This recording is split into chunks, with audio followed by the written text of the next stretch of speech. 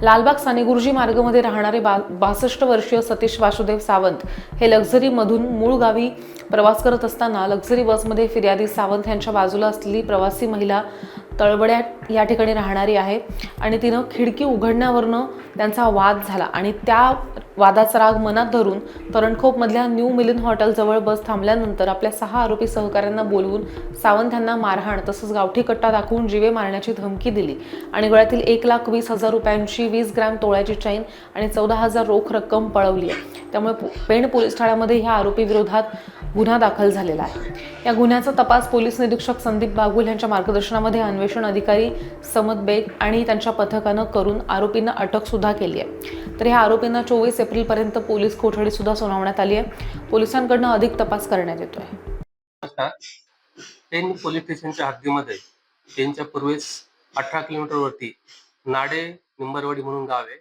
हेटवणे प्रकल्पाच्या हेटवणे धरणाच्या बॅक साईडला सदर ठिकाणी एका रात्री 5 तारखेच्या रात्रीला 7 तारखेच्या मॉर्निंगला 1 वाजताच्या सुमारास एका नाडेगावच्या अलीकडे 500 मीटर अंतरावरती एक स्मशानभूमी आहे।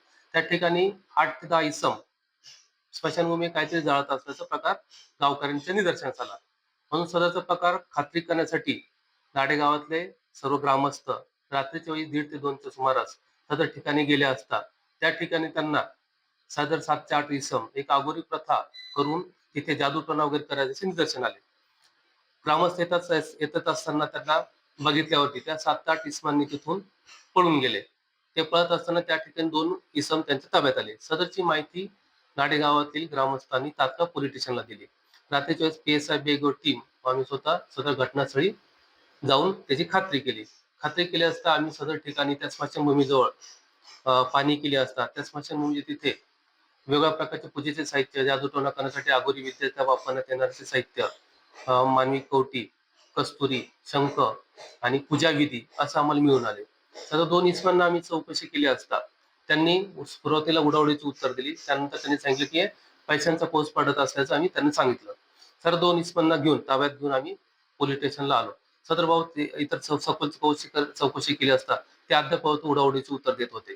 त्या संदर्भात ग्रामस्थांकडून माहिती घेऊन ग्रामस्थांच्या वतीने किसन साळोखा राहणार नाडे हे शेती करतात त्यांनी सदर संदर्भात तक्रार दाखल केली। सदरचा गुन्हा दाखल करून पोलीस स्टेशनला महाराष्ट्र अघोरी जादूटोणा विरोधी कलम सेक्शन 3 नुसार व BNS सेक्शन 309 नुसार गुन्हा दाखल करण्यात आला।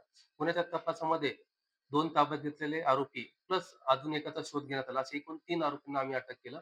अटक करून त्यांना मान्य JMC कोर्टामध्ये हजर केलं असता त्यांना दिनांक 11 तारखेपर्यंत पोलीस कस्टडी रिमांड मिळालेली आहे। गुन्ह्याचा अधिक तपास चालू आहे। गुन्ह्याच्या संबंधाने नाडेगावातील ग्रामस्थांनी तात्काळ जी कारवाई केली आणि समजसूचक दाखवून सदर ठिकाणी व्हिजिट देऊन सदरचा प्रकार उघडकीस आणला। त्यामुळे त्या नाडेगावच्या ग्रामस्थांकडून खूप जागरूकतेने काम केले, त्यांचा धन्यवादच प्राप्त होत आहे। अशा कुठल्याही अफवेस बळी न पडता सर्व ग्रामस्थांनी अशा पावसात हे प्रकार जादूटोणा वगैरे होत नसल्याचे त्यांना आम्ही सर्वांना आवाहन करतो की असे कुठलेही प्रकार आपल्या निदर्शनास पोलीस स्टेशनला कळवण्यात यावे। धन्यवाद।